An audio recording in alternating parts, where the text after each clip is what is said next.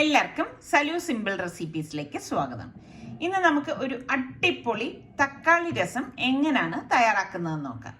അപ്പോൾ അതുണ്ടാക്കാൻ വേണ്ടിയിട്ട് ആദ്യം തന്നെ ഞാനിവിടെ 1 ടേബിൾ സ്പൂണ് ചെറിയ ജീരകവും 1 ടേബിൾ സ്പൂണ് കുരുമുളകും കൂടി ഒന്ന് ചതച്ചെടുക്കണം.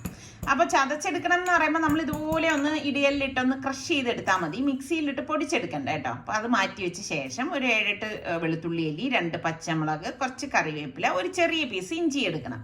അപ്പോൾ ഇഞ്ചിയും വെളുത്തുള്ളി അല്ലിയും നമുക്ക് ഇതിലേക്ക് ഇട്ടിട്ട് ഒന്ന് ചതച്ചെടുക്കാം. ഇഞ്ചിയെക്കാളും കുറച്ച് കൂടുതൽ വേണം വെളുത്തുള്ളി നിൽക്കാൻ കേട്ടോ, അതൊന്ന് ശ്രദ്ധിച്ചേക്കണം. അപ്പോൾ അതാ ഇതുപോലെ ഒന്ന് ചതച്ച് എടുത്ത ശേഷം നമുക്ക് അതിലേക്ക് പച്ചമുളക് കറിവേപ്പിലയും കൂടി ഇട്ട് ചതച്ചെടുക്കാം. കാരണം എല്ലാം കൂടിയിട്ട് നമ്മൾ ഒരുമിച്ചിട്ടാണ് ചതയ്ക്കുന്നതെങ്കിൽ വല്ലാതെ അങ്ങ് മഷി പോലെ അങ്ങ് ചതഞ്ഞു പോകും. അപ്പം അങ്ങനെ പാടില്ല. അപ്പോൾ പച്ചമുളകും കറിവേപ്പിലയൊക്കെ ജസ്റ്റ് ഒന്ന് ചതയാനേ പാടുള്ളൂ. അപ്പോൾ ഇതാ ഇവിടെ ചതച്ചത് ഞാനിപ്പോൾ ഒരു പ്ലേറ്റിലേക്ക് മാറ്റുവാണ്. അപ്പോൾ ഇനി നമുക്കിതിലേക്ക് വേണ്ടത് പുളിയാണ്. നാരങ്ങ വലിപ്പത്തിൽ പുളി എടുത്തിട്ട് ഒരു 1/4 കപ്പ് തിളച്ച വെള്ളം ഒഴിച്ച് വെച്ചിട്ടുണ്ട്. പിന്നെ ഒരു 5 തക്കാളി ഞാനിവിടെ എടുത്തിട്ടുണ്ട്. അപ്പോൾ തക്കാളി നല്ല പഴുത്തതും നല്ല കളറുള്ള തക്കാളി എടുക്കാൻ ശ്രദ്ധിക്കണേ.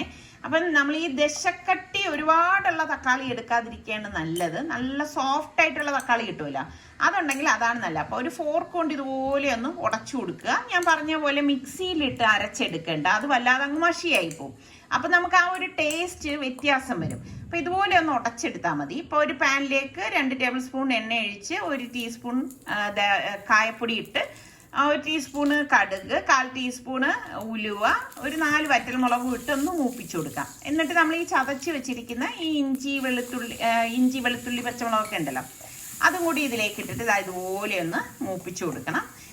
എന്നിട്ട് നമുക്ക് 1/2 ടീസ്പൂൺ മഞ്ഞൾപ്പൊടി, 1/2 ടീസ്പൂൺ മല്ലിപ്പൊടി, 1/2 ടീസ്പൂൺ കാശ്മീരി ചില്ലി പൗഡറും കൂടി ഇതിലേക്ക് ഇട്ട് കൊടുക്കാം. അപ്പോൾ ഫ്ലെയിം ഇനി ഒന്ന് മീഡിയം ഫ്ലെയിമിൽ വെച്ചിട്ടാണ് നമ്മൾ ഇനി തയ്യാറാക്കുന്നത്.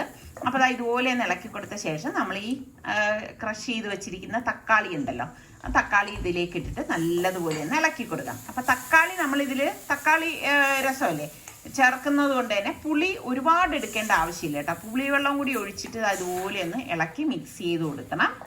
ഇതെല്ലാം ചേർത്തിട്ട് നല്ലതുപോലെ ഒന്ന് മിക്സ് ചെയ്ത് കൊടുക്കാം.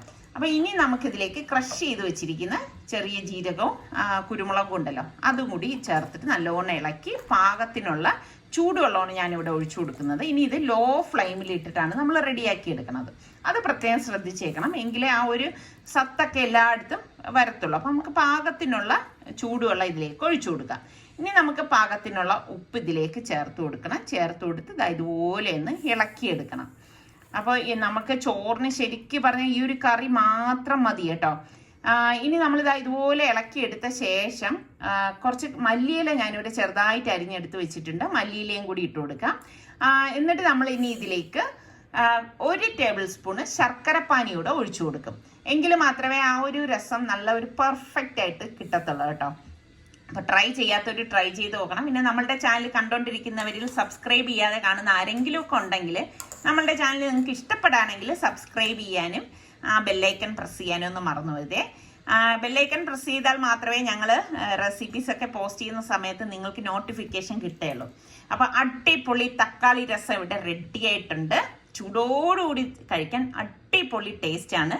അടുത്ത നല്ല സിമ്പിൾ റെസിപ്പിയുമായി വരുന്നത് വരെ എല്ലാവർക്കും ബൈ.